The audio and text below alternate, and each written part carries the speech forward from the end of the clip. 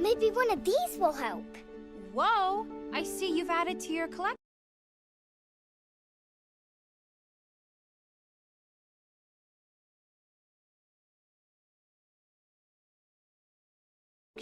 Yep, my lucky crane. Oh, nice. Lucky German pig. Aw.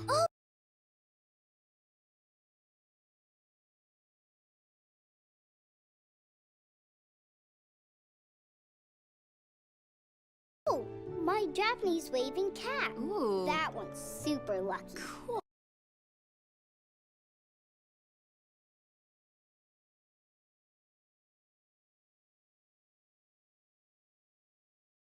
My dollar horse from Sweden. I put all my good luck charms together.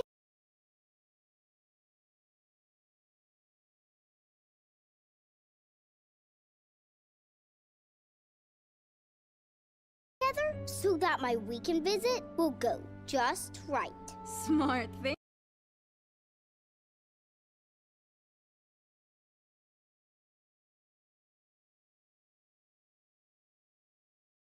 Thinking. They're picking you up on Friday, right? Yep.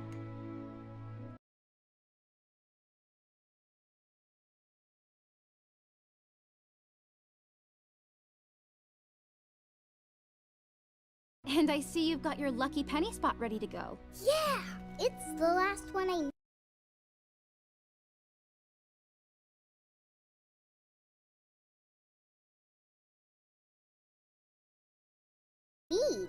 Find a penny, pick it up.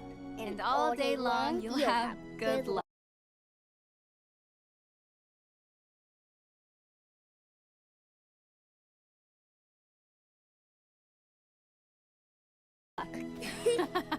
Let's go finish the video. Let's do it. Sam?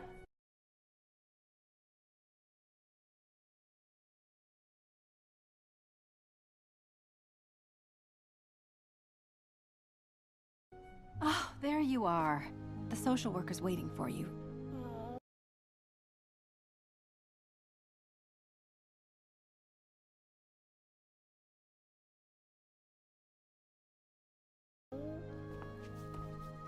Bye, Sam. Good luck. Where's she going?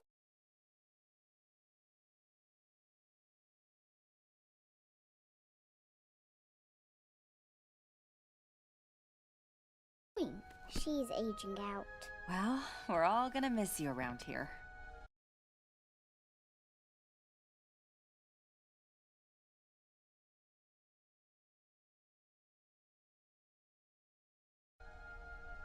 What if I just stayed a couple more days? Sam, we talked about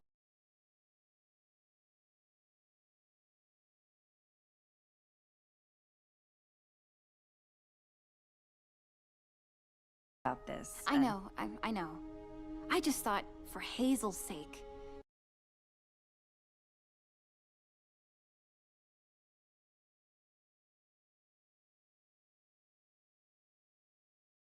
Maybe I could stick around here a bit longer, see her off for her visit. If it were up to me, yes.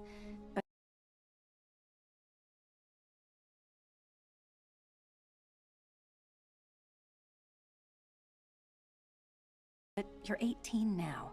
This is how it works. Just 2 more days. I know, you're nervous.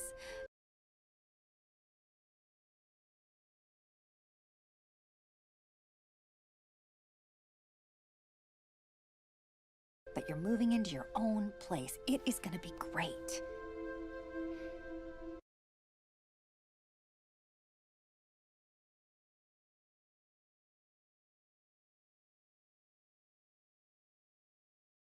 Sure. Here's Chapter 1 of a richly narrated, novel-style retelling of Luck, 2022.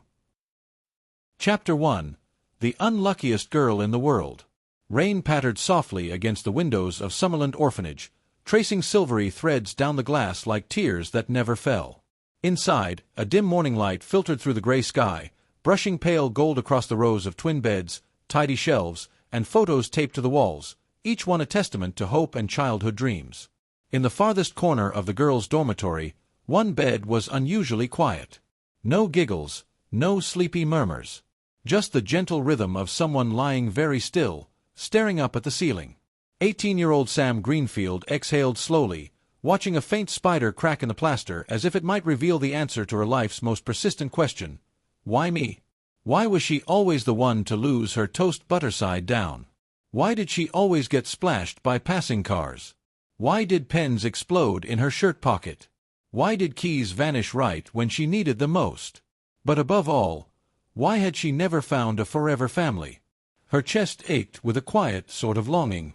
The kind that didn't scream, but throbbed with every empty birthday candle, every parent-teacher night she sat through alone, every weekend when friends left to visit relatives and she stayed behind. Sam was, by all accounts, the unluckiest girl in the world. With a grunt, she sat up, tossing aside the covers. Her tangled raven-black hair fell into her face. She didn't bother brushing it back as she swung her legs over the side of the bed. Her mismatched socks, one striped, one polka-dotted, peeked out beneath her too short jeans. Her orphanage uniform had seen better days. So had her mood. She glanced across the room to where little Hazel still slept, curled up in a tight ball of blankets and dreams. Hazel was only 5, all wide eyes and wild stories, and Sam had spent the last year being her unofficial big sister. Please let her get a family, Sam thought as she padded softly across the room. Let someone pick her. Because someone should get a happy ending, even if it wasn't Sam. Downstairs, the smell of burnt toast met her before she even reached the kitchen. She sighed, shoulders slumping. "Good morning, Sam," came the overly chipper voice of Miss Laura, the house director, who was valiantly attempting to scrape charcoal from a slice of bread. Sam gave her a half-smile. "Smells edible."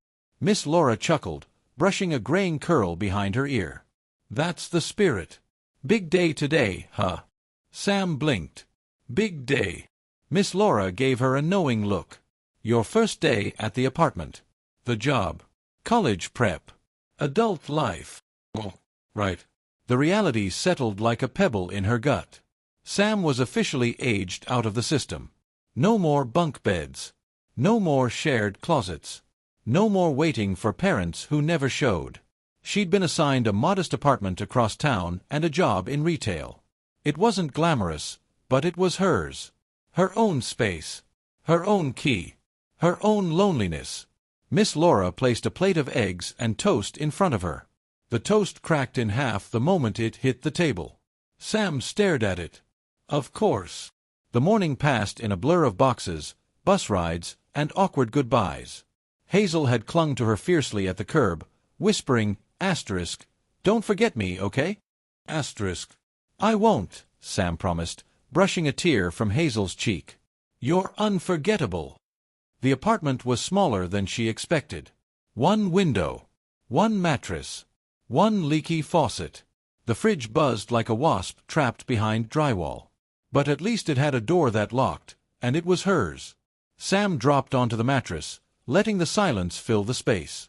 This was what adulthood sounded like. No laughter. No footsteps. Just the hollow echo of freedom. That night, after a less-than-edible dinner and a broken microwave, she slipped outside for air. The city streets glistened from a recent rain, neon reflections dancing across puddles. Her hands were stuffed in her hoodie pockets as she wandered aimlessly, no destination, just motion.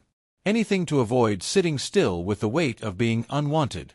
She passed by glowing windows, families eating dinner, couples laughing, kids watching cartoons. Life happened in golden rectangles, and she was always on the outside looking in. Then, something moved. A flicker in the alleyway. A shadow darted past her boots. Sam froze. A small, black creature skittered toward the mouth of the alley, quick, silent, and feline. "A cat," she murmured, stepping forward. But this wasn't just any cat. Its coat was impossibly sleek, a pure obsidian that shimmered faintly under the lamplight.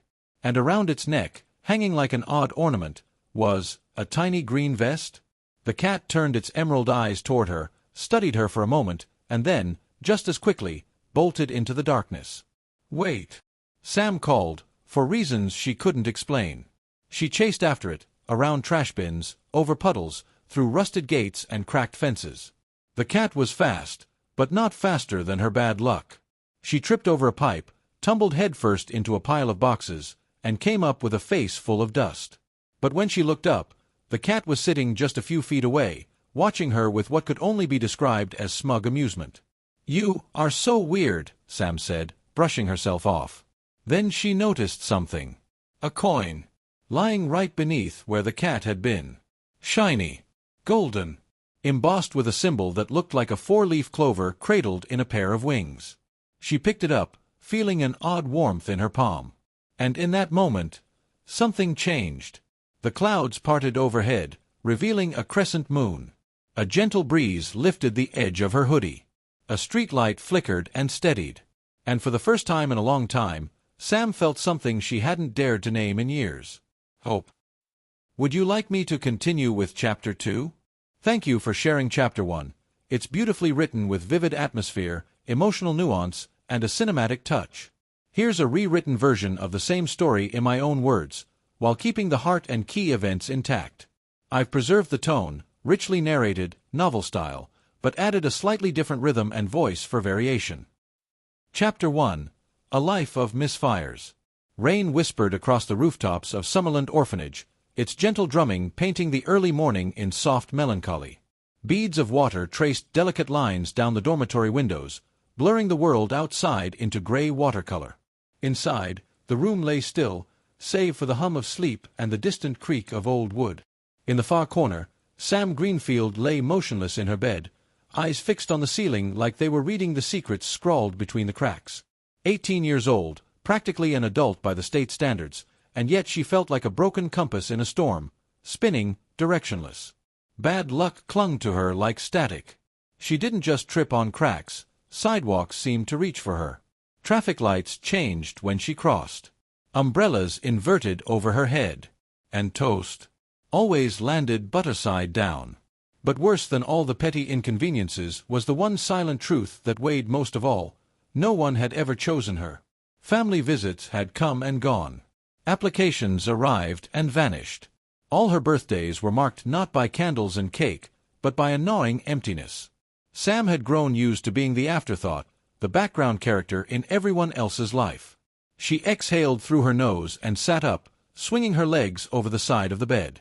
Her socks, one navy blue with tiny cacti, the other bright pink with bananas, didn't match. Fitting. Her jet-black hair fell in messy waves past her shoulders, and her shirt was stretched at the collar from too many cycles through an industrial dryer. Across the room, Hazel, 5 years old and full of big dreams, slept like a bundled burrito under her blankets. Sam couldn't help but smile faintly. She'd been Hazel's rock all year. A big sister in everything but name. Let someone pick her, Sam wished silently, pressing her palm to the doorway before heading downstairs. Let her get the luck I never had. The kitchen greeted her with the smell of scorched bread and a sputtering coffee pot. Miss Laura, the ever-hopeful house director, was mid-toast rescue, flapping a towel at the smoke alarm. "Morning, Sam," she chirped, as if burnt toast were just part of the charm. Sam raised an eyebrow. "Going for crispy surprise again?" Miss Laura grinned. "Keeps you guessing." She set down a plate of eggs and what used to be toast. Sam poked it with a fork. It cracked like pottery. "I believe this one has achieved fossil status," she murmured. Miss Laura chuckled, unfazed. "Today's the big leap, huh? Moving into your new place, starting your job. Big girl pants. Right.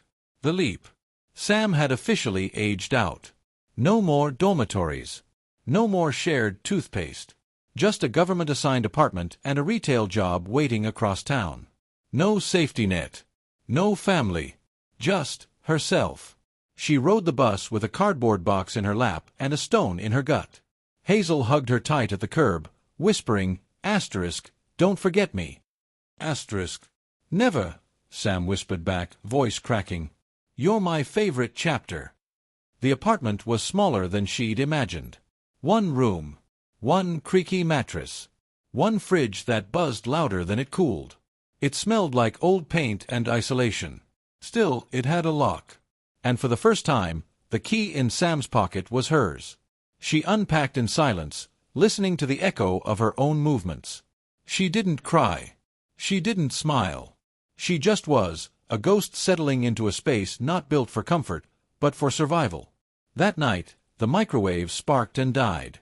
Her instant noodles came out half-cooked. She left the bowl in the sink and stepped out into the drizzle, hoodie pulled tight against the wind. The city shimmered with puddles and fluorescent signs. Sam wandered with no aim, just the need to feel the night press against her skin, to remind herself that she was still real. She passed glowing apartment windows, snapshots of lives in motion. Dinner tables. Cartoons. Laughter. She watched from the outside, always from the outside. Then something shifted. A blur near the alley.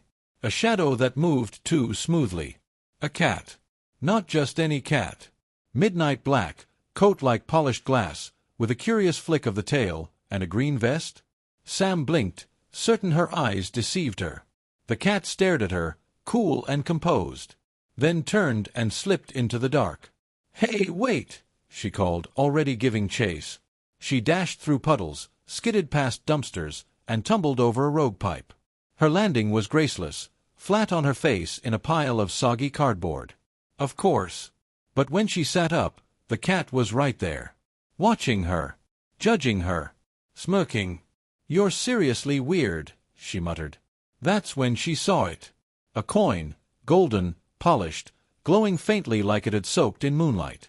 It rested exactly where the cat had stood. She picked it up. Warmth pulsed through her fingers. The design shimmered, a clover embraced by tiny wings. As she stared, the clouds above broke open. Moonlight spilled onto the street. A breeze brushed her cheek. And something lifted. It was nothing she could name. Not luck, not magic, not certainty. But it felt like the beginning of a miracle. Would you like me to continue with Chapter 2 in this voice? Of course. Here is Chapter 2 of the 100,000-word novel-style retelling of Luck, 2022. Chapter 2. A Lucky Penny, a Stranger Alley. Sam turned the coin over in her hand. It gleamed even in the low light, its golden surface unmarred, as if untouched by time, dirt, or human hands. The clover insignia shimmered like dew in sunlight, intricate and deliberate. This wasn't some novelty trinket from a toy machine. This felt important. And yet, it lay abandoned in an alley, dropped, perhaps discarded, by a cat in a vest. She glanced around again. No one else in sight. The street was empty, save for the soft hush of traffic a block away and the glinting eyes of that strange cat, who still hadn't left. "You dropped this," she murmured, unsure why she felt compelled to address an animal. The cat blinked slowly, with the measured grace of a creature that knew far more than it let on. Then, without warning, it turned and padded back into the darkness, tail held aloft like a flag. Sam stood frozen for a moment, the coin still clutched in her fingers. Then something strange happened. A breeze stirred through the alley, and with it came a cascade of signs. A toppled trash can, a loose grate in the sidewalk, a low-hanging clothesline, each a perfect recipe for another disaster. Normally, she'd stumble, trip, or land face-first in garbage by now. But instead, she moved forward effortlessly, almost gracefully. She stepped over the grate just as a rat scurried out. She ducked the clothesline without seeing it. The trash can righted itself as she brushed past it, balanced by a gust of wind. What the... Sam paused at the edge of the alley. The streetlight flickered above her once more, then glowed steadily. Something was definitely different. She pocketed the coin and made her way back to her apartment, every step infused with a strange lightness, as if the universe had shifted ever so slightly in her favor. And the next morning confirmed it.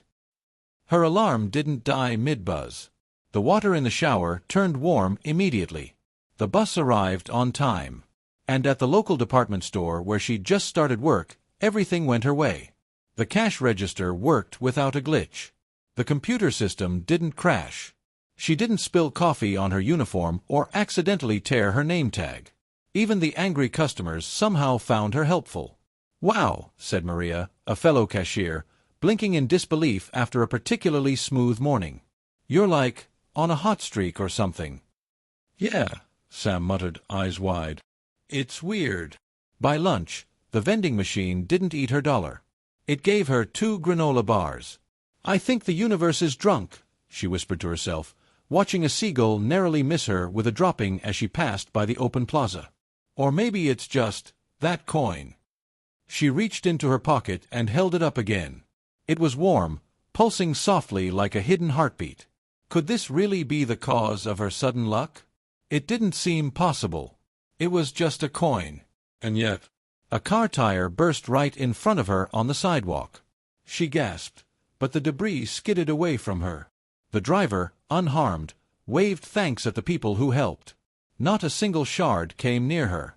She felt like she was in a snow globe made of good fortune, protected by something invisible and utterly bizarre. That night, back in her apartment, Sam stared at the coin as it lay on the kitchen counter, bathed in golden lamplight. "This is not normal," she said aloud. She grabbed her phone, opened the search engine, and typed, "Lucky coin 4-leaf clover symbol plus wings." A dozen random Etsy listings popped up. Some folklore articles. But nothing matched. Nothing about cats in vests or coins that literally bent the laws of probability. Then a thought occurred to her. What if the cat wasn't just lost, but part of all this? What kind of animal wore a vest? That wasn't accidental. That was uniform. Designed. Deliberate. She remembered its eyes, green like emerald fire, intense and intelligent. And the way it looked at her, not like prey or annoyance, but like an equal. What if it had dropped the coin on purpose? And more importantly, what if it wanted it back? The next morning, her lucky streak continued, but with it came a growing sense of unease. Like something had been set in motion and couldn't be undone. While walking to work, she passed a construction site just as a steel beam slipped from a crane. People screamed, but not her. The beam missed her by inches, wedging perfectly between two parked cars without harming a soul. "Are you okay?" a woman shouted. "Why, yeah," Sam stammered, clutching the coin. Her heart was hammering. Too close. Too lucky. The world wasn't just accommodating her now, it was rearranging itself around her. For every misstep, every near tragedy, something unseen intervened. The laws of randomness were being overridden. By this, she needed answers. And as the sun dipped below the horizon, painting the sky in streaks of coral and violet, Sam made a decision. She went back to the alley, the one where she'd found the coin, and waited. Hours passed. The night deepened, the streetlights hummed, and the city buzzed on around her. She was just beginning to wonder if she'd imagined it all, if maybe she really was going mad, when a shimmer, a flicker of movement. There, at the mouth of the alley, stood the black cat once more. Emerald eyes glowing. Vest pristine. It approached her slowly, tail curling like a question mark. Sam crouched down. "I knew you were real," she whispered. "And I think this is yours." She held out the coin. The cat eyed it, then her. And then it spoke. Not with words, but with action. In a blur, the cat leapt, snatched the coin gently in its mouth, and darted down the alley. Sam didn't hesitate. She followed. But this time, the alley didn't end in shadows. This time, the bricks shimmered. A seam split open in the air like the skin of a dream peeling back. And Sam Greenfield, unluckiest girl in the world, stepped through it. Into a world no human was ever meant to see. Would you like me to continue with Chapter 3? Absolutely. Here's Chapter 2 of the novel-style retelling of Luck, 2022, continuing in the same richly narrated, emotionally layered voice. Chapter 2. The Coin and the Cat. Sam turned the coin over in her fingers again and again as she walked back toward her apartment, the metal still radiating a strange, subtle warmth, like it was alive. Or aware. The weight of it in her palm was oddly reassuring, like a heartbeat that wasn't hers. A lucky coin. She almost laughed. It was ridiculous. It had to be. She didn't believe in luck. Not anymore. Not after everything. The universe hadn't exactly done her any favors so far. But still, tonight felt different. The sky was clearer. Her steps lighter. The buzzing fridge had stopped its migraine-inducing hum when she walked back inside, and the microwave, miraculously, worked again. The noodles, perfectly warm. For once. She narrowed her eyes suspiciously at the coin as it sat beside her bowl on the wobbly little kitchen table. "What are you?" No answer, obviously. Just a gleam in the low light. Sam finished her dinner, put the coin in the pocket of her jeans, and collapsed onto the mattress. Sleep found her quickly for the first time in ages, deep, dreamless, and quiet. The next morning, she woke to the smell of coffee. Coffee? She didn't own a coffee maker. She sat up sharply, heart leaping, only to find that the scent was drifting in from the open window. Some neighbor, maybe. But her heart was still racing as she glanced around. Everything looked surprisingly okay. The faucet, which had groaned like a dying walrus the night before, now ran smooth. The ceiling didn't drip. The air didn't smell like mildew. She narrowed her eyes again. Too weird. After throwing on her clothes, still mismatched, but clean, she grabbed her phone. No dropped calls. No dead battery. No SIM card failure message like usual. She opened her weather app, expecting the usual downpour icon. Sunny. She checked the bus schedule. No delays. On time. Her eyes flicked to the coin, still nestled in her pocket. Okay, she muttered aloud, grabbing her bag. Let's test this. At the corner cafe near her new workplace, Sam decided to tempt fate. She didn't order her usual safe bet, black coffee and a muffin. No, she went all in, a specialty caramel latte with oat milk and a triple shot espresso, and a pastry with actual layers. Normally, she'd expect the barista to hear the order wrong or drop the cup on delivery. But not today. The drink arrived perfect. The pastry, still warm. Even the seat she found by the window wasn't taken, and had an outlet. Sam just stared for a second. Then she sat down very slowly, suspicious of the entire cosmos. This is a trap, she thought. This is absolutely a trap. But nothing bad happened. When she arrived at the store for her first shift, the automatic doors didn't close on her foot. The manager, a tired-looking woman named Maria, actually smiled. And get this, Sam's name tag was spelled correctly. It was unsettling. Even the customers weren't total nightmares. She rang up a woman buying art supplies and somehow didn't drop anything. A toddler threw a tantrum in aisle 5, but not on Sam's watch. She even managed to help an old man fix his debit card swipe without accidentally deleting the entire register's history. For the unluckiest girl in the world, this was basically a superpower. During her break, she sat on the back steps of the store, sipping from a vending machine soda, which didn't get stuck for once, and took the coin out again. Still warm. Still golden. Still impossibly perfect. Then, she heard it. A rustle. A soft patter. A faint meow. Sam turned her head slowly, and saw him. The black cat. Again. Perched on top of a dumpster, tail curled, vest pristine. Those bright green eyes locked onto hers with what could only be described as annoyed intelligence. Like he was wondering why it had taken her so long to put the pieces together. You, Sam said, standing. The cat blinked. You followed me? The cat hopped down from the dumpster in one graceful leap and strutted toward her like he owned the entire city. He sat down just beyond reach, tail flicking, and waited. Sam stepped forward. You dropped the coin. Last night. Didn't you? A twitch of his ear. A slow, deliberate blink.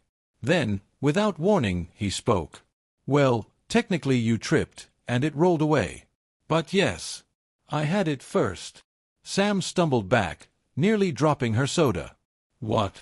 I know, the cat said with a sigh, licking a paw with casual grace. Talking animal. You're shocked. Screaming is optional, but I'd prefer if you didn't.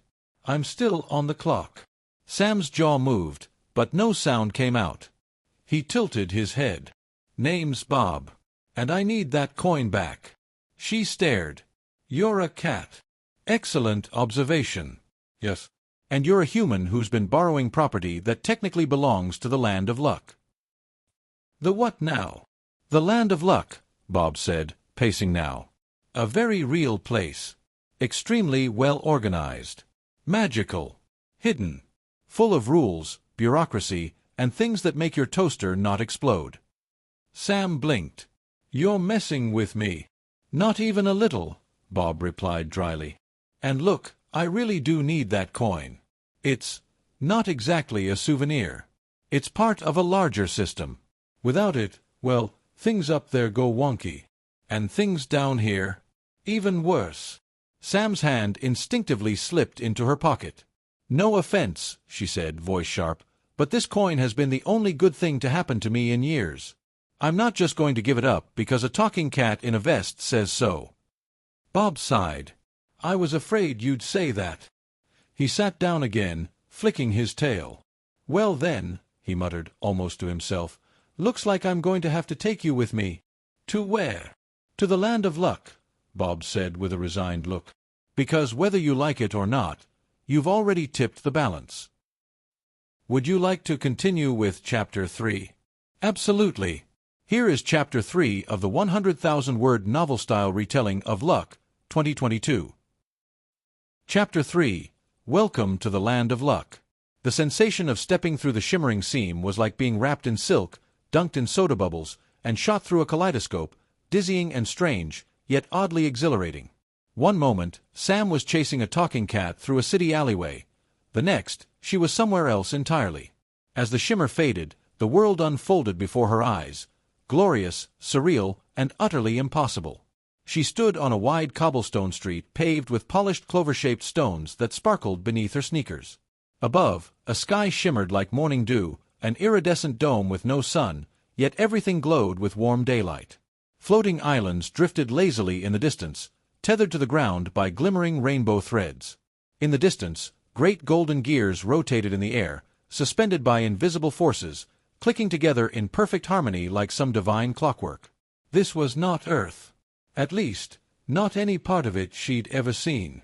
Sam's breath caught. What in the actual? Before she could finish the thought, the black cat reappeared beside her, completely unfazed by the madness around them. He padded forward with the same dignified air as a butler in Buckingham Palace. "Wait," Sam called, catching up. "Where are we? What is this place?" The cat glanced back, eyes sharp. "I suppose there's no going back now," he muttered, asterisk in perfect English, asterisk. Sam stopped cold.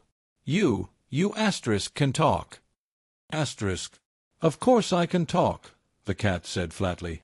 "You just weren't listening properly before. Humans rarely do." She stared, jaw slack. "I'm Bob," he said, trotting ahead with no further ceremony. "Welcome to the Land of Luck." Sam stumbled forward. "The what now?" Bob didn't stop. "The Land of Luck. You know, good fortune, positive outcomes, serendipity, miracles, rainbows, finding parking on a busy day. All of that originates here." Sam blinked rapidly, trying to keep up with both his words and the scenery. The buildings that lined the street shimmered with an otherworldly elegance. Tall towers of glass and gold, spinning windmills made of feathers, doors that opened and closed by themselves as creatures of every shape and size passed through. And not just creatures, asterisk magical ones star. A bunny in a business suit checked his glowing clipboard. A pair of tiny winged fairies flew past, carrying trays of what looked like glowing shamrock-shaped cupcakes. A unicorn in a blazer was talking on a phone. Bob continued speaking, utterly unbothered. This is where all the good luck in the human world is generated, filtered, and distributed. Every lucky penny, every chance encounter, every just-in-time moment. You're looking at the factory behind the magic. "You're serious," Sam said. "Deadly." She paused. "This is insane." Bob snorted. Not as insane as a human trespassing with a luck coin in her pocket. Sam frowned, suddenly self-conscious. "I didn't steal it. You dropped it. And you kept it," Bob retorted. "You didn't even know what it was." She looked at the coin, now dangling from his vest pocket. "Okay, fine. You're right. But it saved my life. Multiple times. And broke every rule of cosmic order in the process," Bob snapped. "Do you know how many red flags you triggered just by walking around with that thing?" "I didn't mean to," Sam protested. For once, things were finally going right. I didn't want to give it up." Bob stopped walking and turned to face her squarely. "Luck isn't just about things going your way, Sam. It's a balance. A flow. And you, with your little joyride, completely disrupted it." Sam opened her mouth to argue, but something in his eyes stopped her. He wasn't angry. He was worried. She swallowed. "So, what happens now?" Bob sighed deeply. Now, I have to fix it. Before anyone finds out, I let a human into a world strictly off-limits to humans. Strictly. Sam's eyes widened. Wait, you're not going to, like, erase my memory or banish me or throw me in luck jail or something, are you? Please. We don't have a jail, Bob muttered. This is the land of good luck. That would be bad PR. He resumed walking, and Sam followed, eyes wide as they crossed a floating bridge made of twinkling lights. Below it, great rivers of golden sparkles flowed like liquid starlight, winding through valleys of emerald green. So if this is where good luck comes from, she said, does that mean there's a place for bad luck too? Bob's ears twitched. You ask a lot of questions. I'm in a magical dimension run by talking cats. Yeah, I have questions. Bob gave a reluctant nod. Yes. There is also a land of bad luck. And before you ask, yes, it's real, yes, it's dangerous, and yes, it's connected to this place by a very delicate system that you've already messed up by being here. Sam frowned. So what happens if the balance is thrown off? Bob looked up at her, face solemn. Then both worlds, yours and ours, start to collapse under the weight of randomness. Chaos. Unlucky accidents piling up. People in your world would lose jobs, miss opportunities, crash cars, get rained on every day. Total disaster. Sam paled. And you think that's happening now? Not yet. But if anyone finds out a human's been using a luck coin, we won't have to imagine. They arrived at a glowing central plaza, shaped like a giant cloverleaf with 4 branching streets. At its heart stood a towering crystal spire, radiating green and gold energy, pulsing in slow, hypnotic waves. Bob pointed with his tail. That's the Luck Distribution Center. Think of it like the beating heart of this world. Luck gets purified there, then sent out to the human world. And who runs this whole place? Sam asked, barely able to take her eyes off the crystal tower. The captain, Bob said quietly. CEO, ruler, head of the Luck Management Bureau. She's stern, brilliant, and very fond of rules. Sam gulped. I don't suppose she'd be cool about this? Bob gave her a long look. Let's just say if she knew what you were, you'd already be out of here. Before Sam could ask another question, a bell chimed in the distance. And from the far side of the plaza, a sleek, immaculate figure stepped into view. A tall, regal woman with a sparkling emerald coat and a clipboard of glowing documents. Sam's breath caught. Is that?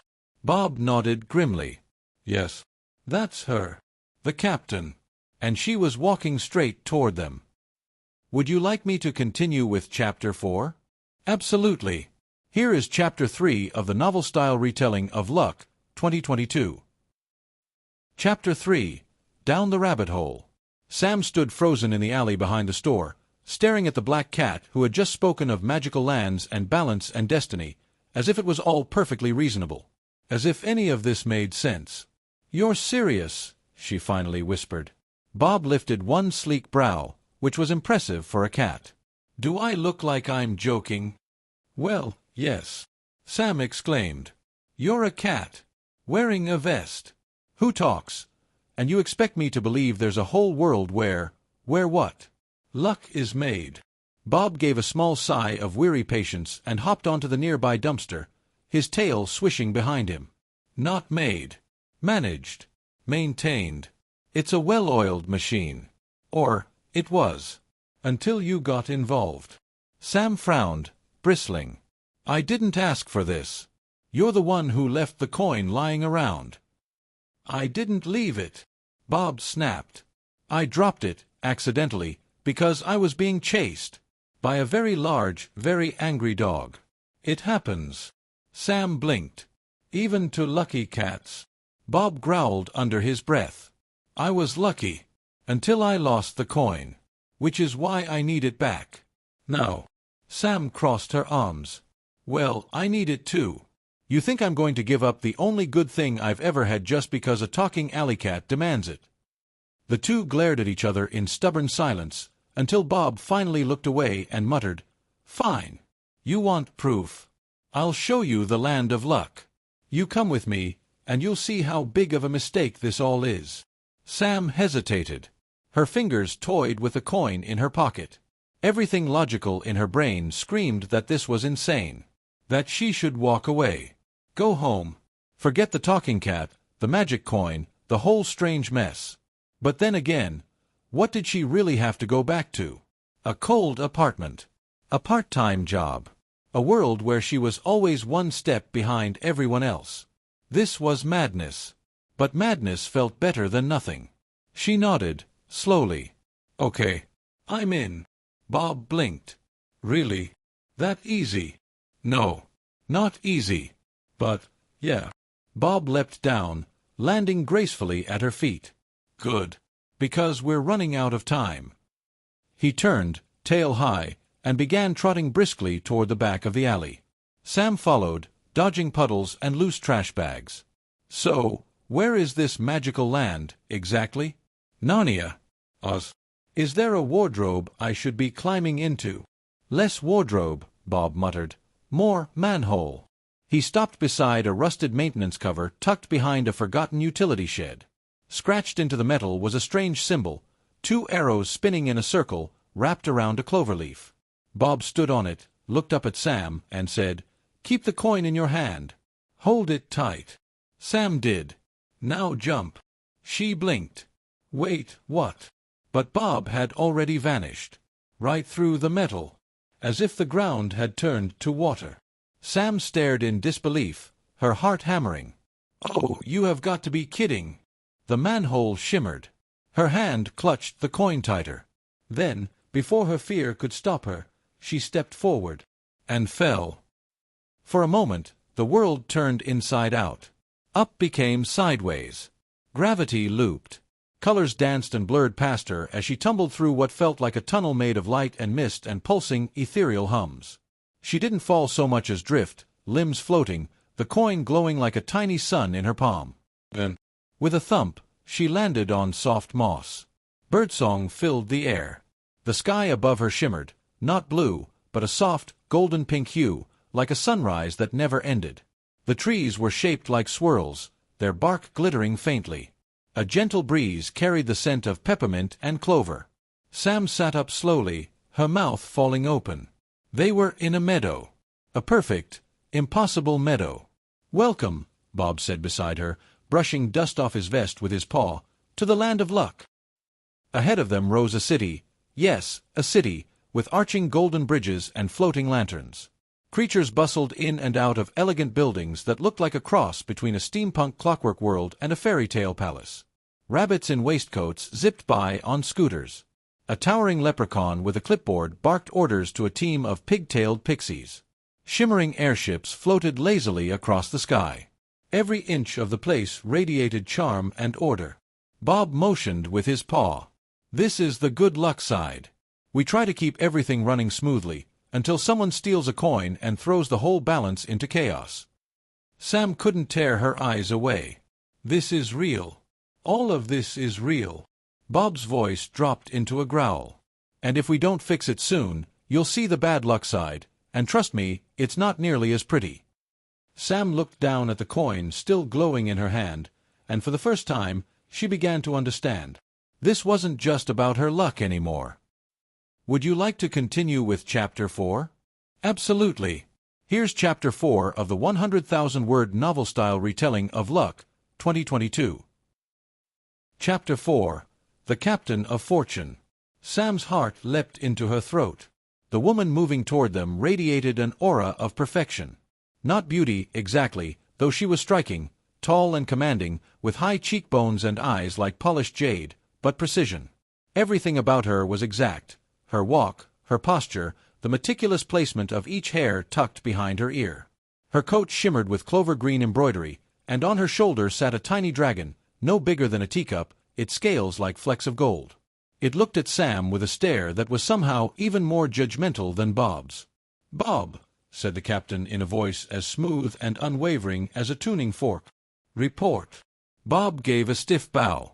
"Captain." A slight anomaly in the distribution grid required field monitoring. "I was handling it." Her sharp eyes flicked to Sam. Sam instinctively straightened up, hiding her hands behind her back like a kid caught sneaking cookies. "And who is this?" the captain asked coolly. Bob stepped forward. Temp observer. New protocol from, Research and Development. I was instructed to show her around." The captain didn't blink. "There are no such protocols." Bob cleared his throat. "It's, experimental. Without my authorization." Sam saw the muscles in Bob's back tense. "You were in your quarterly review meeting, Captain. I didn't want to interrupt." There was a beat of silence. The dragon on her shoulder let out a suspicious puff of smoke. The captain's eyes narrowed then, just as suddenly, she turned away. "Very well. Submit a full anomaly report by evening. And keep your observer on a short leash." She strode off with the regal bearing of a queen at a gala, her dragon snorting a final skeptical puff in Sam's direction. Only when she disappeared into a corridor lined with floating staircases did Bob exhale. "Well," Sam whispered, "that was terrifying." Bob flicked his tail. "You have no idea." Bob led her away from the plaza, down quieter side streets where things were less polished. Gears squeaked slightly, floating orbs dimmed at intervals, and a few buildings had lopsided charm to them. It was clear this was where the real workers lived, the backbone of the Good Luck operation. "So," Sam said as they walked, "what exactly do you do here? Are you, like, the mailman of luck?" Bob gave her a sideways glare. "I'm a field agent. Maintenance and surveillance. I keep the systems running, patch irregularities, and, until now, avoid drawing attention." "And the coin?" Sam pressed. "That," Bob said bitterly, "was a travel coin. My travel coin. It gives me safe passage in and out of the land of luck and into the human world. They're incredibly rare. Only authorized agents have them." Sam winced. "And I kind of hijacked it. Asterisk exactly. Asterisk." They reached a modest building made of bronze and ivy, nestled between two towers of sparkling green glass. Bob pushed open the door with his paw. Inside was what could only be described as a cat's bachelor pad mixed with a mad scientist's lab. Blueprints covered the walls, stacks of glowing paper floated in midair, and gadgets whirred softly on counters. A robotic arm was attempting to butter toast, and failing spectacularly. Sam turned in place, awestruck. "You live here. Don't get excited." "You're not staying," Bob said flatly, hopping onto a cushion by a crystal-powered terminal. She didn't answer. Her eyes had settled on something on the wall, a photo. It showed Bob, younger and less grumpy, standing beside the captain and a tall rabbit in a lab coat. They were smiling. Actually smiling. Bob noticed her gaze and quickly flicked his tail over the frame. "None of your business." Sam backed away. Okay. He sighed. "Look, we have a problem. The system's already flagged the coin's misuse. If they dig deeper and find out a human's been here..." "We're toast," Sam finished. "Burnt toast," he agreed. She sat down on a stool shaped like a giant clover.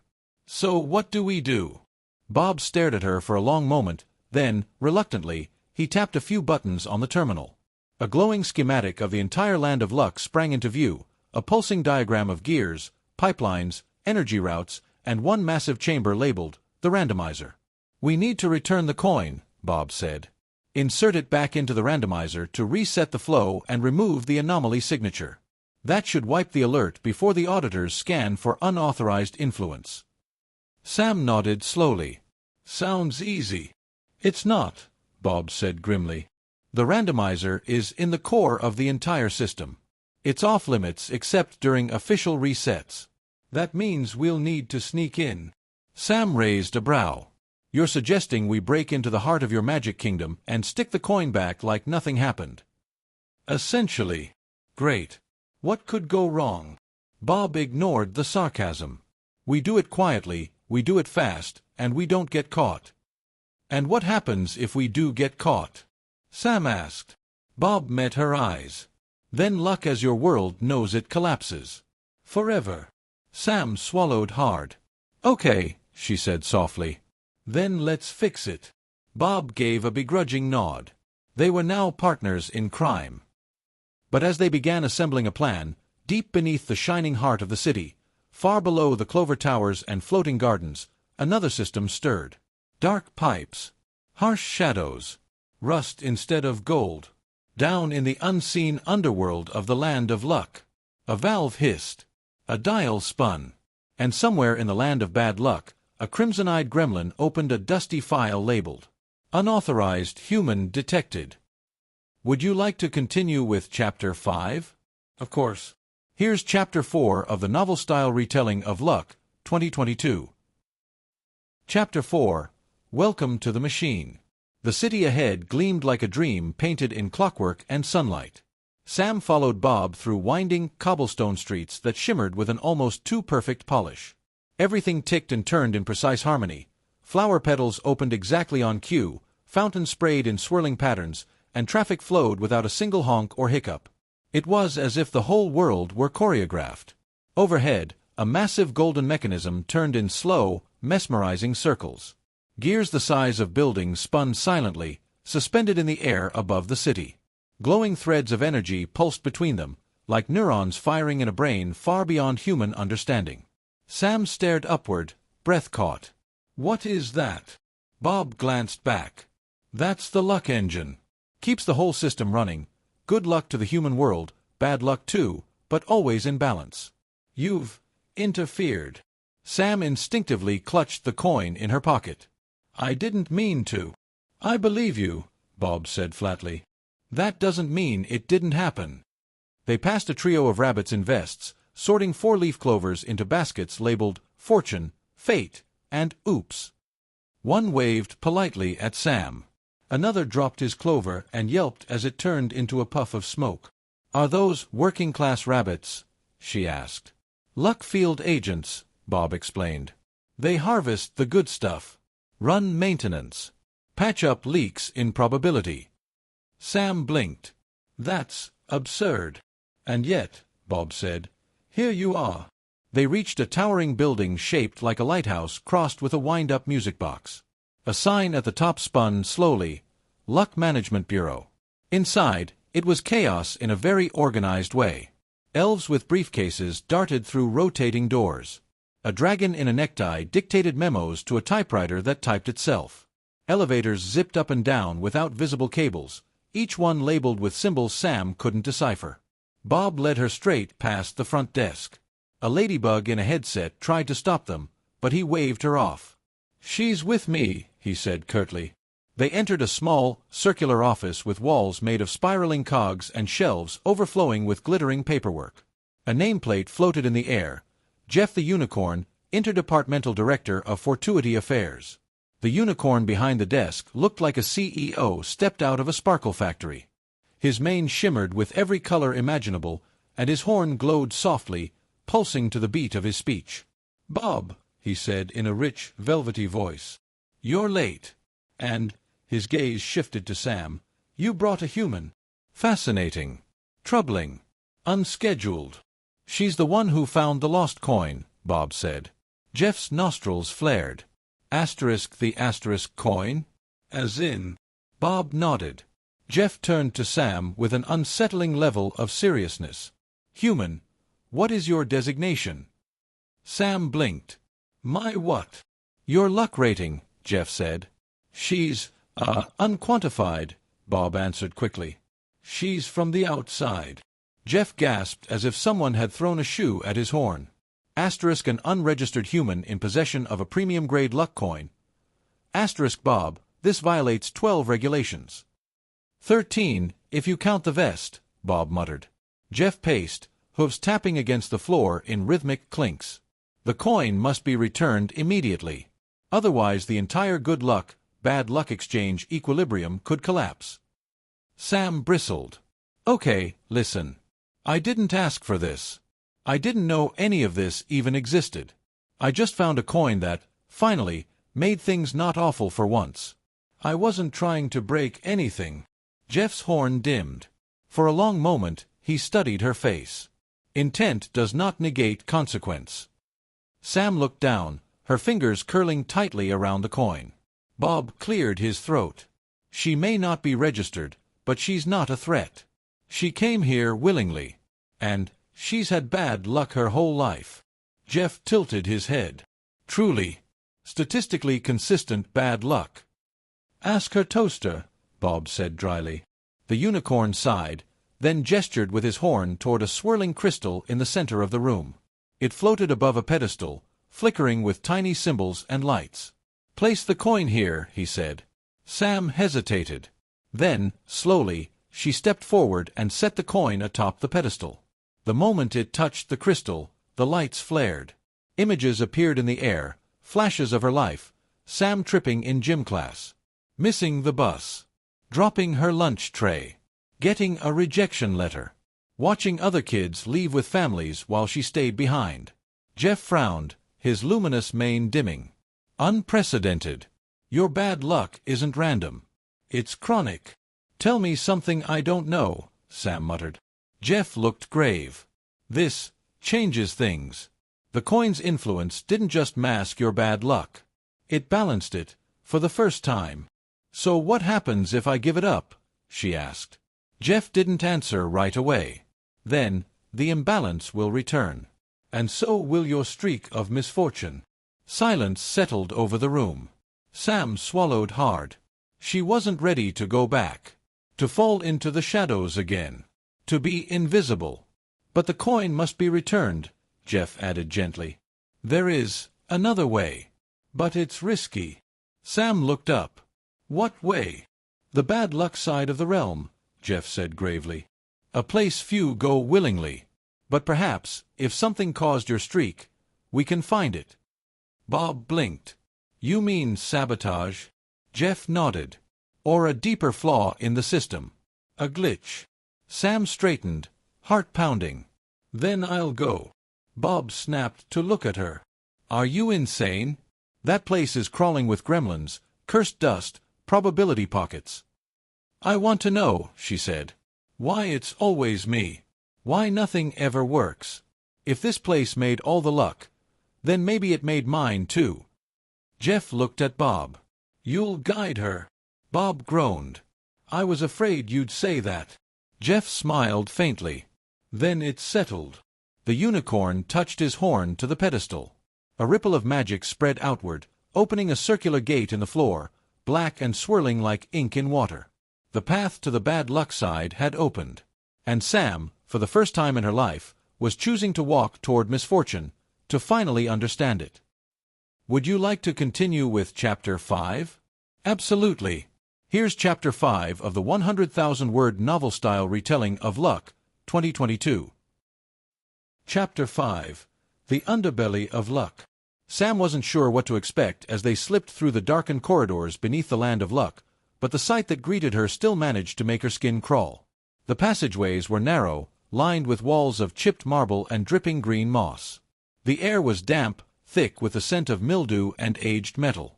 The lights overhead flickered like malfunctioning fireflies, casting elongated shadows across the stone floors.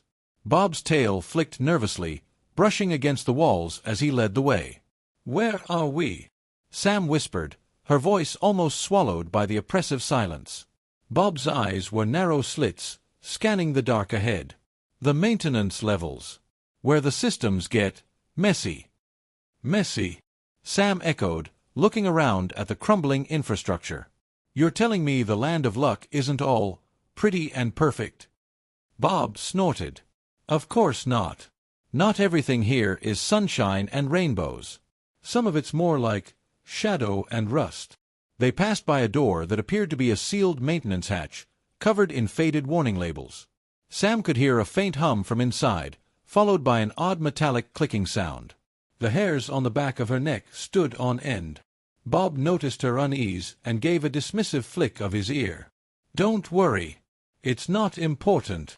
They kept moving, the sounds of the city above them muffled and distant. The further they went, the more the atmosphere seemed to shift, less cheerful and more ominous. Eventually, they came to a large open chamber. The sight before them was both breathtaking and terrifying. A cavernous expanse stretched out in front of them, filled with enormous glowing crystals that pulsed like beating hearts. Giant, mechanical arms swung above, moving cables and rotating gears the size of small buildings.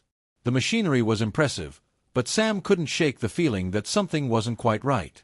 Bob stopped just short of the edge of the chamber, peering down into the vast expanse. This is the heart of the system. The randomizer is located on the far side. Sam followed his gaze, squinting into the dim light. In the distance, she could just make out the silhouette of a massive, rotating mechanism, something akin to a giant, glowing wheel with tendrils of light that seemed to stretch into every corner of the chamber. "The randomizer?" Sam asked, feeling a strange mixture of awe and dread. Bob nodded. "Yes.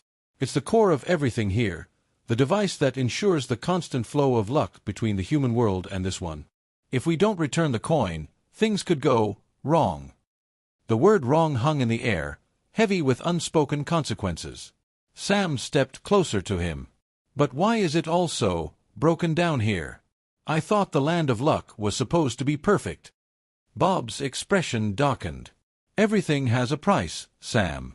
You can't have good luck without a little bad in the mix. The maintenance levels, they deal with the consequences of that. Things go wrong, machinery malfunctions, luck gets corrupted.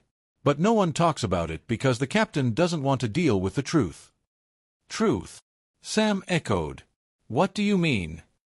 "Not everything is as it seems here," Bob said quietly.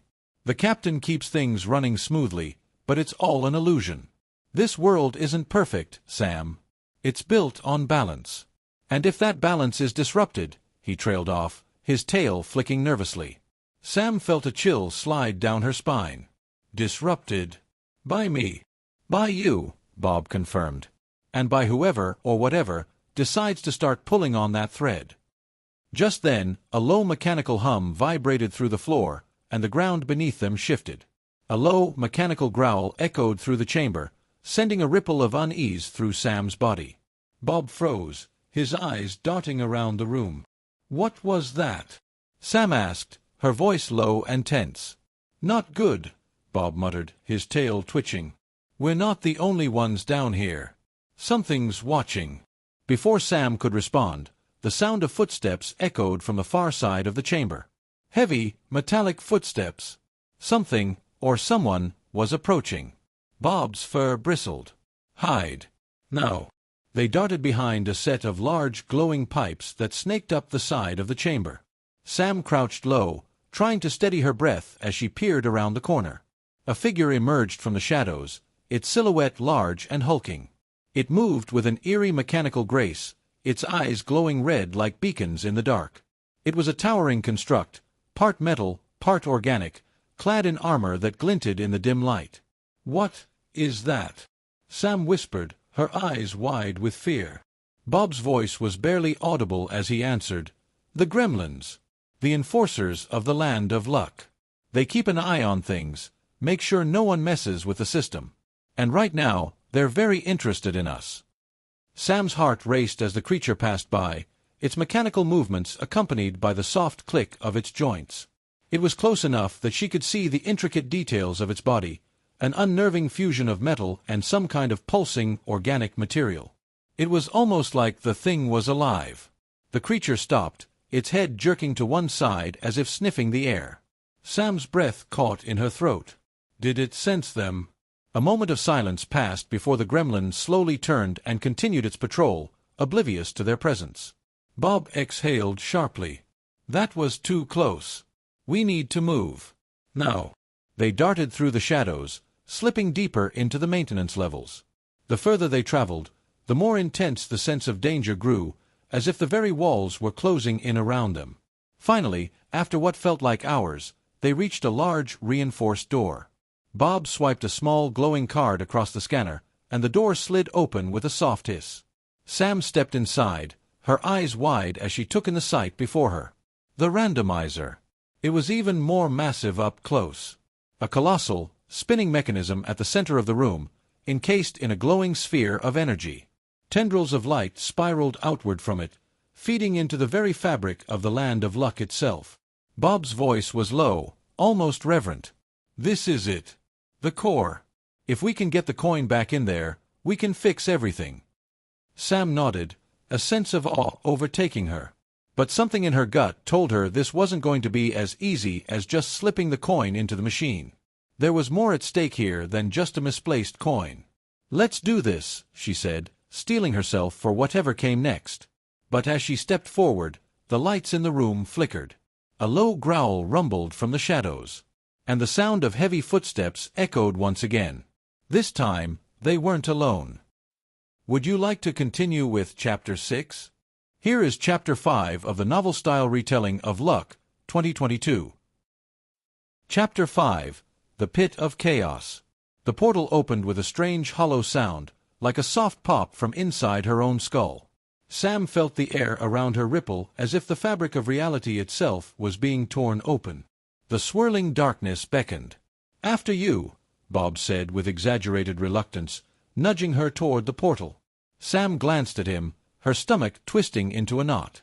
She could hear the distant hum of the luck engine above them, still turning in perfect harmony. The bad luck side felt like the antimatter of everything she'd just seen, the perfect balance of the good luck side. Here, nothing was ordered. Nothing made sense. "Do I have to?" she asked, stepping back slightly. Bob gave her an exasperated look. "Trust me. You want answers, right? There's no other way." With one last, deep breath, Sam stepped forward. The world seemed to fall away beneath her feet. Then, the floor dropped entirely. There was no smooth landing this time. Sam tumbled through an endless pit of swirling shadows, slipping between cracks of unstable air, the colors of the world blending into sharp, jagged slashes.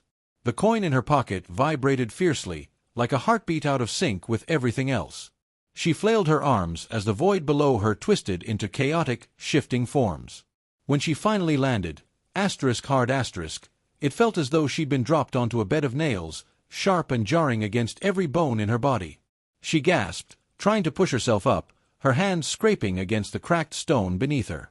"This is it," Bob said flatly, jumping down beside her with far less effort.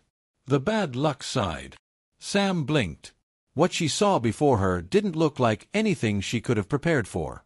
The landscape was a fractured, apocalyptic wasteland. The ground was cracked like dried mud, only it shimmered with black light, veins of dark energy pulsing beneath the surface.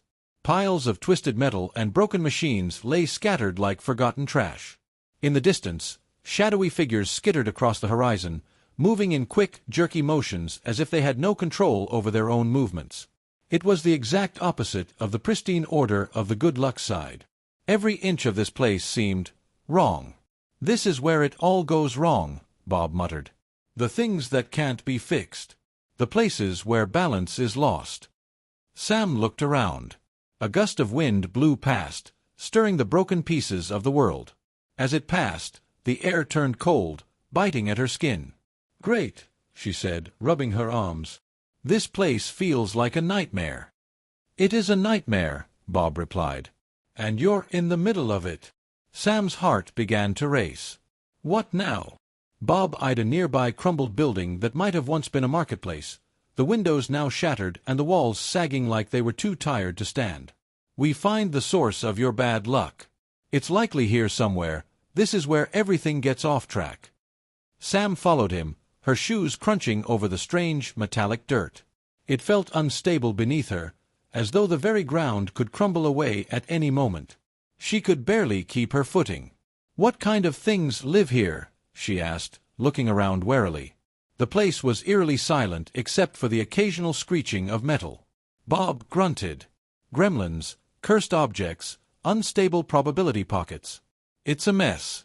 The perfect place for bad luck to breed." "Lovely," Sam muttered under her breath. They walked in silence for a while, the sky above them a sickly shade of dark purple, thick clouds swirling and flashing with distant lightning. It felt like the air was static, ready to explode at any moment. Sam shivered. Then, she saw something that made her blood run cold. A tall, gaunt figure stood at the edge of the horizon, watching them. The figure was shrouded in a tattered cloak, its face hidden in shadow, but it was unmistakably there. The way it stood, completely still and unblinking, sent a ripple of dread down Sam's spine. "Do you see that?" she whispered, pointing. Bob stiffened. "Do not engage. That is one of the overseers. They manage the chaos here. They don't like when outsiders interfere." Sam watched the figure carefully. It made no move, but its head tilted toward them, its dark presence filling the space like an approaching storm. "We have to keep moving," Bob urged, his voice low. Before Sam could say anything, a deafening crack echoed through the air, and the ground beneath them split wide open. Sam gasped and scrambled back, but Bob was already pulling her toward a narrow, crumbling alleyway between two broken buildings. She barely had time to react as she was yanked out of the path of the giant fissure that opened in the earth with a deep, violent roar. They stumbled into the alley, breathing heavily, but the worst of the chaos seemed to have passed. "What the hell was that?" Sam demanded, her heart pounding. Bob shook his head, grimacing. "Probability. The more you stay here, the worse it gets. The system's malfunctioning." "Why?" Sam asked, still panting. "Why is everything so messed up?" Bob didn't answer right away. He looked around carefully, his tail flicking nervously. "We're close," he said finally. "But there's something we need to find first. Something that's been distorting the balance for years." "What is it?" Sam asked, her voice trembling. Bob's ears flattened, and his voice dropped to a whisper. "The catalyst. The source of all the bad luck here." Sam's eyes widened. "What is it? Where is it?" Bob didn't answer. Instead, he hurried forward, pushing through the wreckage of another building, his tail twitching as though sensing something just out of sight. "We'll know it when we see it," he muttered, his voice tight with tension. Sam followed, but a creeping sense of unease curled in her stomach. Every step seemed to echo louder in the hollow, broken landscape. She couldn't shake the feeling that they were being watched. And just as she thought she could hear the faintest whisper of footsteps behind her, Bob stopped. Asterisk there. Asterisk. Ahead, buried beneath layers of twisted metal and glowing remnants of some unknown machinery, was something Sam could only describe as a wound in the world. A rift. A tear. A place where the fabric of reality itself was unraveling. The catalyst. And Sam knew, in that instant, that it wasn't just the source of her bad luck. It was the reason everything was falling apart. Would you like to continue with Chapter 6? Here is Chapter 6 of the 100,000-word novel-style retelling of Luck, 2022. Chapter 6. The game has changed. The low growl reverberated through the room, and Sam froze. She could hear the scraping of metal against stone, the sound of something large and mechanical moving through the darkness. The room felt suddenly smaller, the walls pressing in on her. Bob's fur stood on end. "I knew it," he muttered. The gremlins must have activated the lockdown protocols. Sam didn't need to ask what that meant. She could feel it in the air. This wasn't just some routine patrol. They were hunted now. "Bob, what's going on?" Sam asked, her voice strained as she tried to peer through the shadows. The randomizer loomed in front of her, its glowing tendrils thrumming with energy, but all she could focus on was the approaching danger. Bob's claws scraped against the floor as he crouched low, his tail twitching nervously. "The gremlins. They've been monitoring the system for anomalies.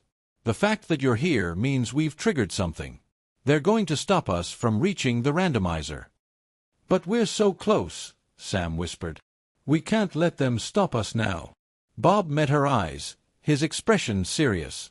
"It's not that simple. If the gremlins catch us here, if we mess with the system in any way, they'll lock us out, and everything we've done will be for nothing." The sound of the gremlin's heavy footsteps grew louder, the scrape of its joints punctuated by the hiss of its mechanical breathing. Sam's heart pounded in her chest. There was no time to waste. "Then we'll have to move fast," Sam said, determination flashing in her eyes. She glanced at the massive, spinning core of the randomizer. "We need to get that coin in there now." Bob's tail twitched in frustration. "I don't know if we can do this without triggering a full-scale lockdown." "Then we'll have to outsmart them," Sam said, her mind racing. "There's no other option." They both looked up at the glowing randomizer. Its swirling tendrils of light pulsed like the beating heart of the land of luck itself. Every moment that passed made the threat of discovery grow closer, the echo of the gremlins' footsteps deafening in their ears. Bob's voice dropped to a whisper. "I'll distract them. You go for the coin." Sam nodded quickly, though she could feel the weight of the decision hanging over her. The gremlins were relentless, and their tracking systems were second to none. If she was caught trying to insert the coin, they would be trapped in this labyrinth forever. Without another word, Bob darted into the shadows, his movements quick and silent, his tail swishing behind him like a dark blur. Sam took a deep breath and stepped forward, her heart pounding. The closer she got to the randomizer, the more the air around her seemed to hum. The energy radiating from the massive machine was intoxicating, as though the very fabric of luck itself was within her grasp. She swallowed, trying to steady her hands, which trembled despite her best efforts. A faint glow caught her eye. The coin. It was tucked away in Bob's satchel, its smooth surface catching the ambient light of the randomizer's tendrils. Sam reached for it, her fingers brushing against the cool metal. She felt a pulse of energy shoot through her as soon as her hand touched it.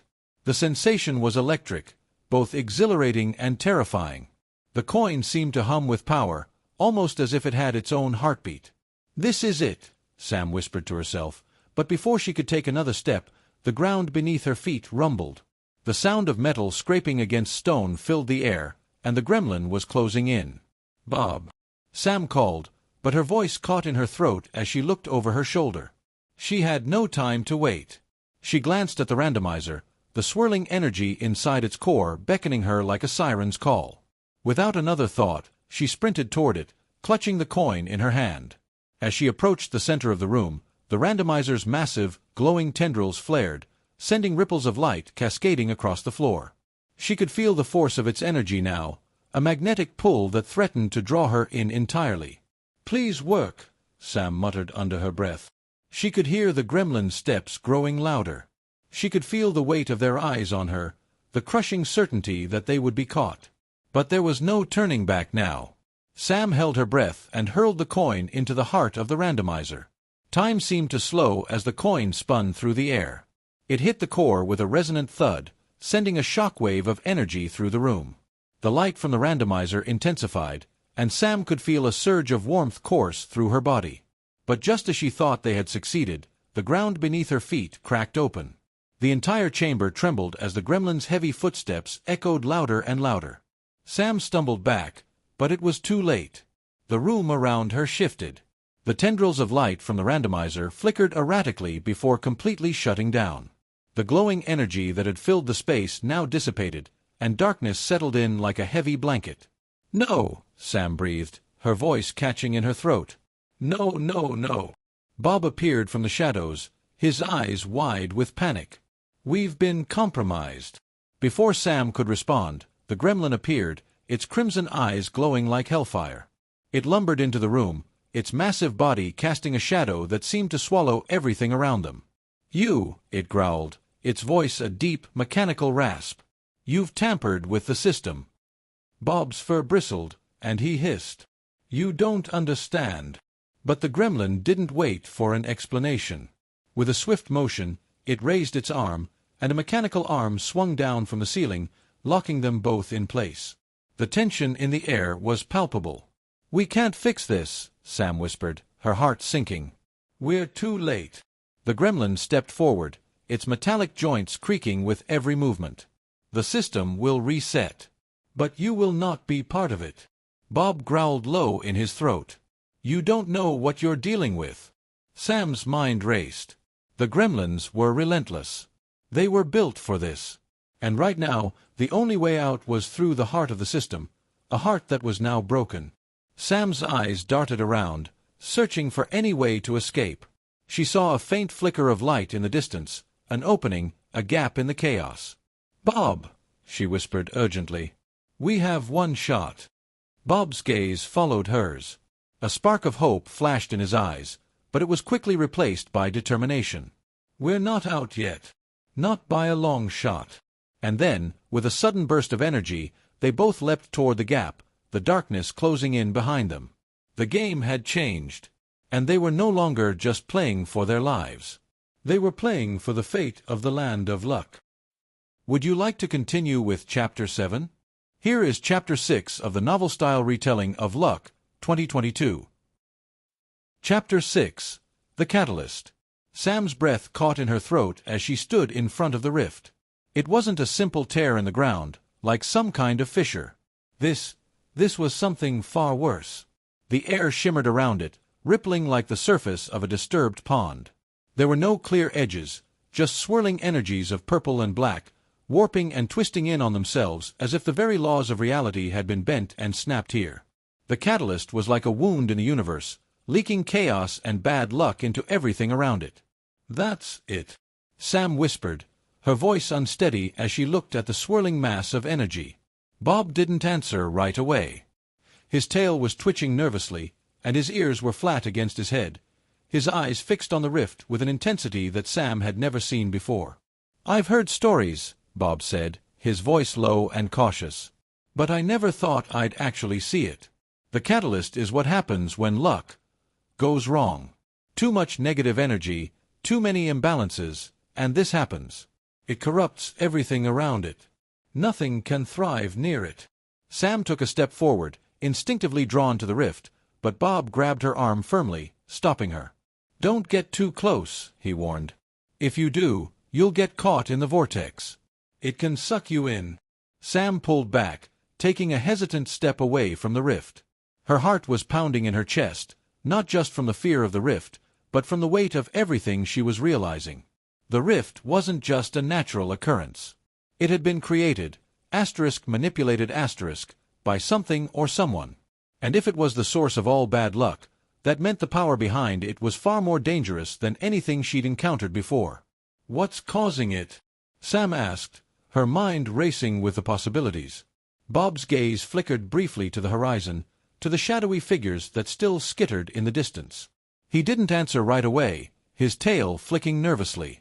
"There's someone behind it," he said, his voice tight with uncertainty. "The catalyst doesn't just appear out of nowhere. There's an entity, something powerful, that has learned how to manipulate this chaos. They're the ones responsible for all of it." Sam's chest tightened. She had already been dealing with her own bad luck for years, but this was something on a much larger scale. And the idea that someone, was causing this, bending the very laws of luck to their will, made her stomach turn. "Who is it?" she asked quietly, dread seeping into her voice. Bob hesitated. His eyes flickered to the rift again, then back to Sam. "I don't know exactly, but I have an idea." "Who?" Bob looked as though he was weighing his words carefully. "The Warden." "The Warden," Sam repeated, her brow furrowing in confusion. "Who's that?"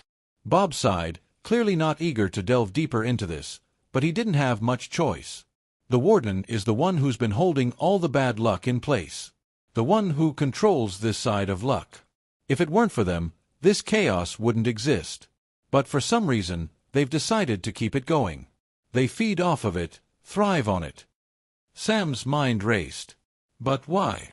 Why would anyone want to do that? Bob's ears flicked nervously. Power. Control. Fear. The Warden thrives on making others miserable. Their goal isn't just to create bad luck, it's to amplify it, to make people feel like they're constantly stuck in a cycle of failure and misfortune. The more they suffer, the more power the Warden gains. Sam felt a sick feeling rise in her throat. This was beyond anything she had ever imagined.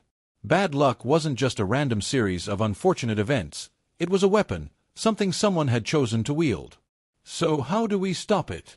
Sam asked, her voice firm despite the churning fear in her gut. Bob looked at her, his eyes wide with a mix of disbelief and caution. "We can't just stop it. It's not that simple. The Warden's control over this side is too strong. We have to destroy the catalyst, but to do that, we need the right kind of energy, the kind of energy that can counteract the chaos." Sam's mind spun. Destroy the catalyst. Counter the chaos. It all sounded impossible. But the more she looked at the rift, the swirling vortex of bad luck that seemed to pull at her, to call to her, the more determined she became.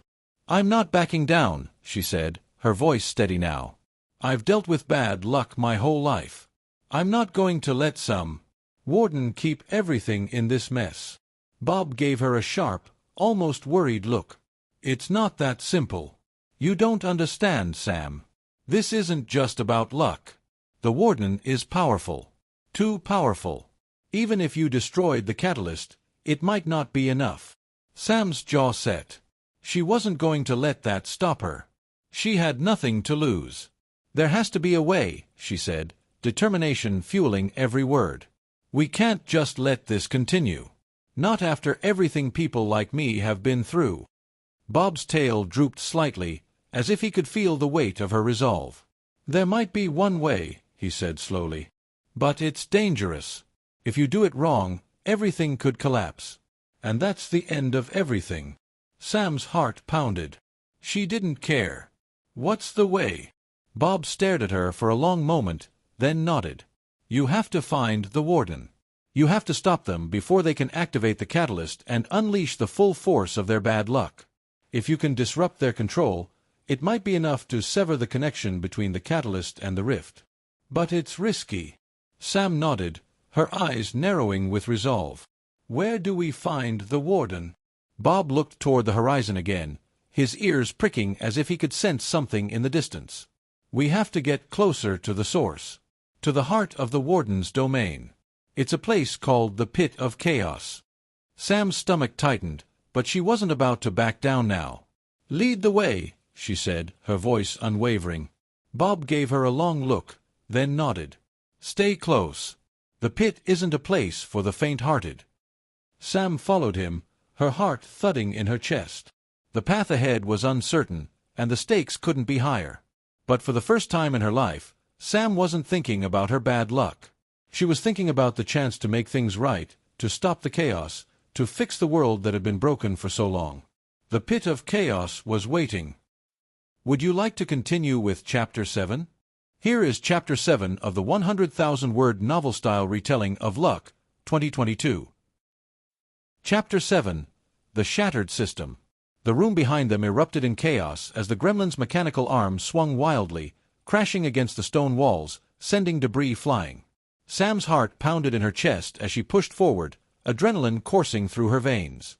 Her feet barely touched the ground as she sprinted toward the gap in the wall, the only escape route in sight. Bob was close behind, his fur sleek with tension as he dodged falling debris and the swirling remnants of the randomizer's energy.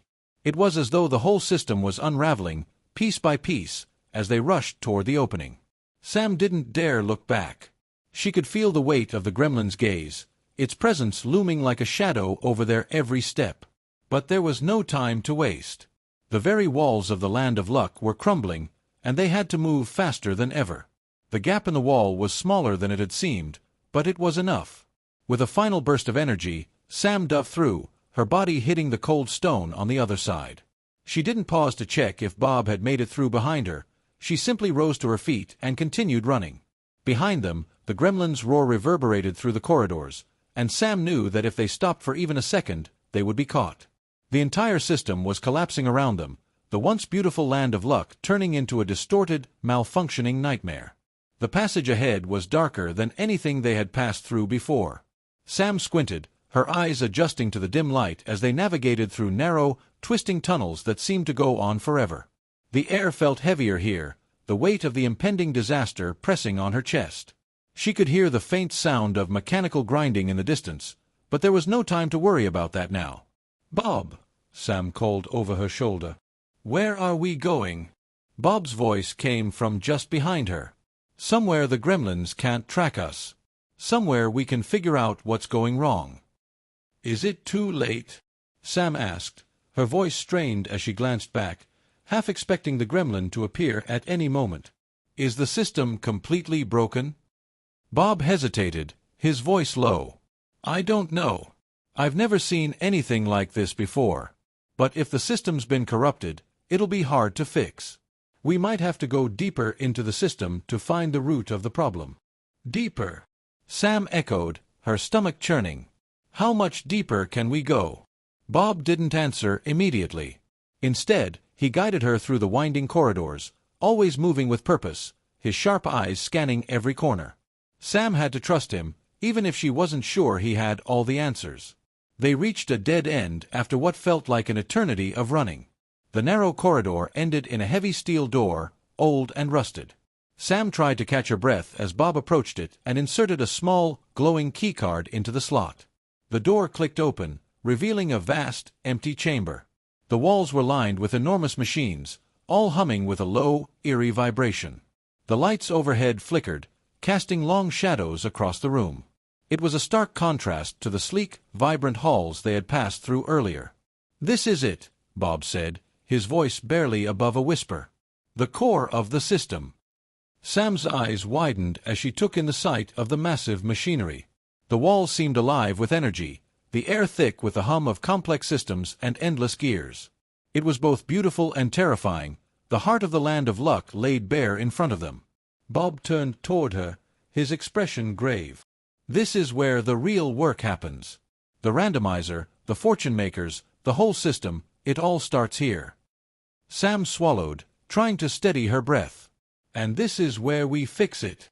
"If we can," Bob replied. "The heart of the system is delicate. One wrong move, and it could implode. But we don't have much time." Sam took a deep breath. The weight of the moment settled over her, and she felt the enormity of the task ahead.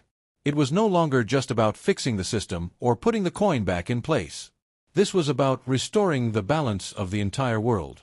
"You've got to be kidding me," Sam muttered under her breath. "We're in way over our heads." Bob let out a soft chuckle, though it lacked its usual levity. "I know the feeling." They moved further into the chamber, weaving through the maze of machines. Sam couldn't help but stare at the intricate mechanisms that surrounded them, huge rotating gears, pulsing tubes of light, and enormous energy conduits that hummed with an unsettling power.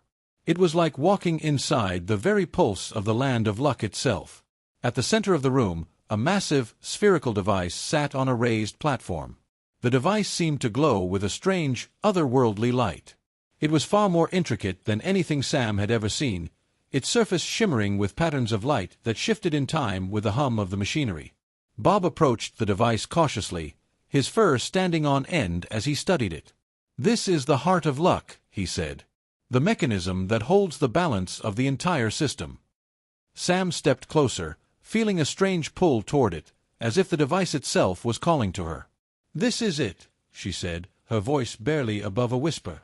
"We have to fix it." Bob nodded, his eyes narrowing in concentration. "But the coin, it's not enough. We need something else. We need the source of luck." "The source of luck," Sam repeated, confusion coloring her words. "What's that?" Bob's eyes flickered with hesitation, as though he were choosing his words carefully. "The source is a raw, unrefined form of luck. It's what powers everything here, the randomizer, the fortune makers, even the gremlins. Without it, the entire system is unstable. If we don't find the source, it won't matter what we do. The Land of Luck will fall apart." Sam's mind raced.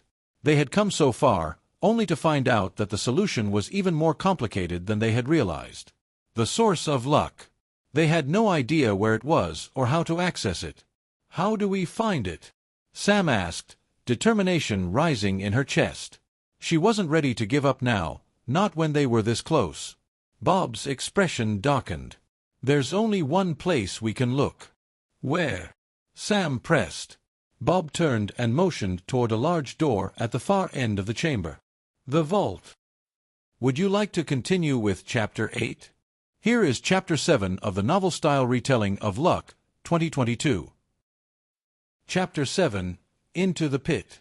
The city faded into the distance as Sam and Bob made their way toward the outskirts.